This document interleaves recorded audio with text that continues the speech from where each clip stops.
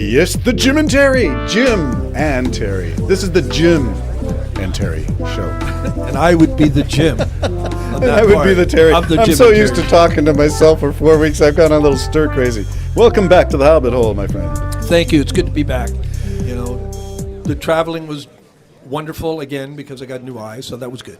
Yeah, no, that's... How about night vision? Night vision's so much improved. Confidence in driving is so much improved. I can't believe how feeble acting I was being, like an old man behind a wheel. Cautious. And now driving's way easier. When I get the other eye done, yay, we're going to be out there. So. End of January. End of January. You'll be a bionic person. Well, yep, I'm already bionic right now.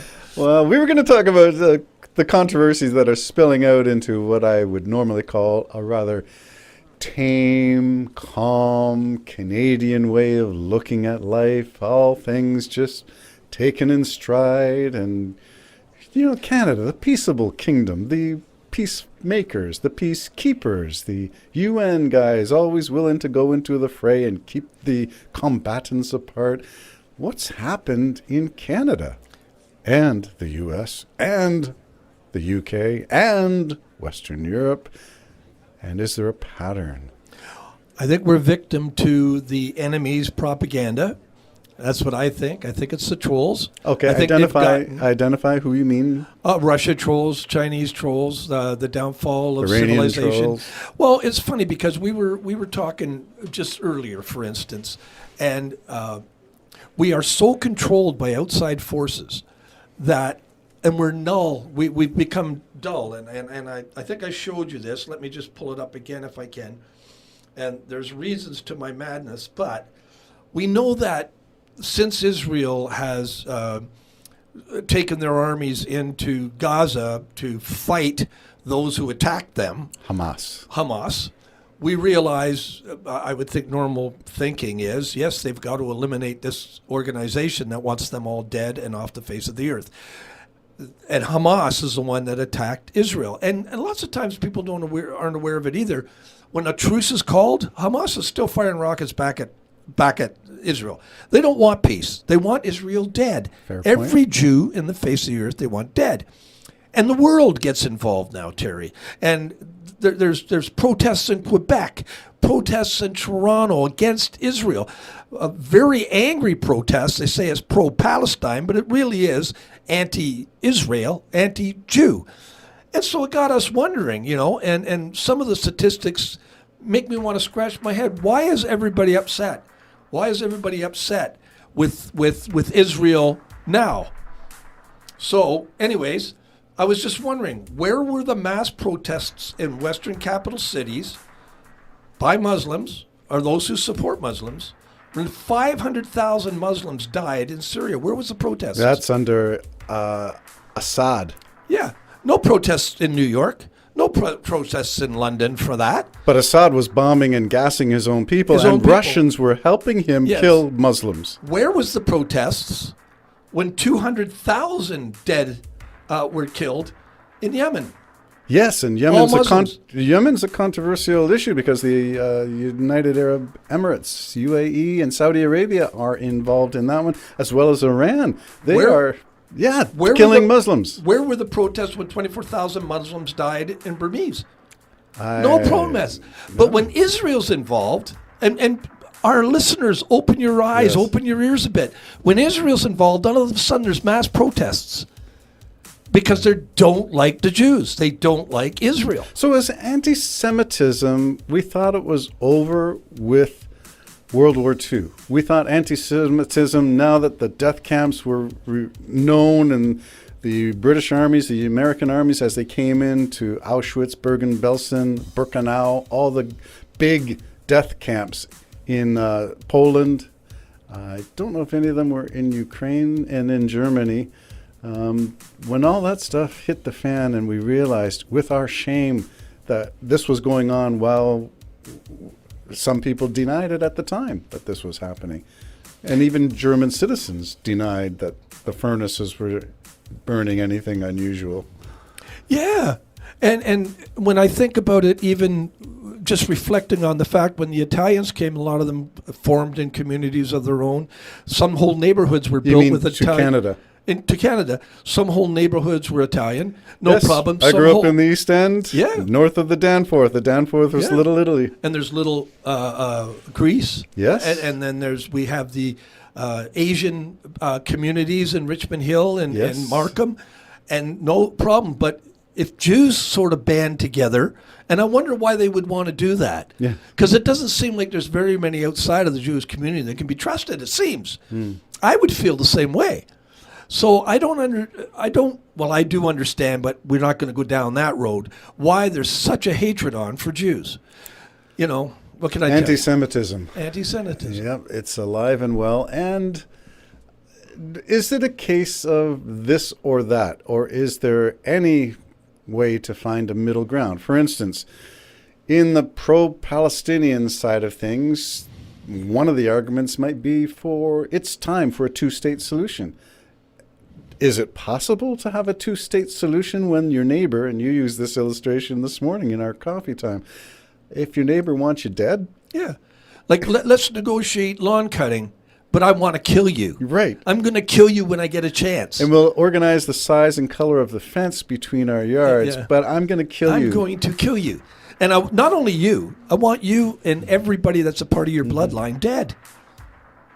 Oh, and by the way, I've erased your property from the plans in the community. You It don't doesn't, exist. doesn't show up on the planning, Yeah. municipal planning. Yeah, you've been erased. Yeah, a new way of looking at that. So, do you think a two-state solution is possible going forward? Yes or no? No, not when one of them is Hamas, and you know, I, like everybody, and please don't get me wrong, I grieve for the poor people of Gaza. But I have to also understand, I mean, the villain here isn't Israel going after his enemies. It's Hamas hiding out cowardly amongst civilians. In civilian clothes. In civilian clothes. They just raided a mosque, Israel did. It's just Hamas A training center. range. That's all it is. Yeah, It wasn't a RPG. mosque at all. So they're hiding everywhere. Not only are they doing this, but they're the ones that couldn't care less about the Palestinian people. They couldn't care less. They're using the Palestinian people Yes. as a shield Yes. to protect them from their enemy, and Israel rightfully is the enemy question of Hamas. then. I sort of agree with what you're saying. I'm just playing the devil's advocate here and saying, is it possible to get a two-state solution? I tend to agree with you. I don't think it is possible given the current level of conflict. Can Palestinians revolt and give up Hamas soldiers, Hamas fighters, and say, no, you have nothing to do with us? Is that a possibility? Well, or is it not? I 'Cause think it's baked not in? too, because I'm not so convinced that Palestinian Authority is as innocent as everybody wants to pretend they are. We can see it from our own protests here in the Western world. Yeah. We can see how the Palestinians are rising up, and there's no condemning of Hamas. No. No, it's just hate of Israel. Yes. If Palestinian people condemned Hamas, but it's like one Israeli said, they're not living in a vacuum. No. They know that those tunnels are under that hospital. They're all agreeing to hide Hamas. Therefore, they're not peaceful people for Israel. So is this a question of the civilian population being victimized by Hamas or complicit with Hamas? I would say both. There's got to be both. But I think a lot of it is complicit. You know, they are well aware. They know that there's hundreds of miles of tunnel underneath their city. They know it's Hamas, and they know Hamas's plans because we all know Hamas's plans. They've announced it to the world. Right away they said, we're doing this again and again and again and again. They're never going to ever stop. So Israel has one choice: eliminate them. Have you been listening to the spokesperson, the leadership of the Hamas, and have you heard their recent speeches? No, I haven't. Have you? Okay, yes, and it is... Go for it. Well, it's just disgusting. It affirms everything you believe about Hamas. Their brutality, they are just beasts. And their hatred is what that song that I wrote was about. You can't teach compassion and hope once the hating has been learned. Yes. And for that, my reference was You can't lead what's already turned. Yes, the reference was the UNRWA, the UN-sponsored schools in Gaza, which sounds great. Sounds like you're doing a good job. But if you've seen what they've been teaching their kids and what goes on in those schools, it's teaching hatred. Going down a rabbit hole. You can't. That song you just mentioned. Tell me the name again. And you can't. And you can't. Did you write that? Yes. Brilliant. My favorite line. My favorite line in that song is "You can't light what's already burned." Yeah. There's That's nothing. a great written song, Terry. It's really, Thank you. But it's motivated by Gaza. It's motivated by October 7th. It's motivated by what surprised the pants out of me, just like the Ottawa trucker convoy surprised the heck out of me. It's the inhumanity, the insensitivity. It's the I'm right and you're wrong, and people saying black is white. And this is okay, and it's not. October 7th, Montreal and Toronto were lit up with people in trucks and cars with Palestinian flags shouting Intifada and shouting from the river to the sea. meaning annihilate them. Annihilate Eliminate the that Jews. people, those And that people. was in Canada. And then it's even worse, November 11th in Trafalgar Square in London, where a mass demonstration of Palestinians, pro-Palestinian flag waving, keffiyeh, the Yasser Arafat scarf that everybody's wearing now, and face coverings. Like, if you're not a terrorist, don't cover your face. That's right. Like, I do not get this stuff at all. Well, remember Revelation. All the nations of the world will arm themselves to attack Israel. At once. That's going to be interesting. Yeah, I'm not sure that that's necessarily going to come to pass, but I am convinced that Muslims believe they have control of, I think, 57 states or countries are now Muslim, Islamic states.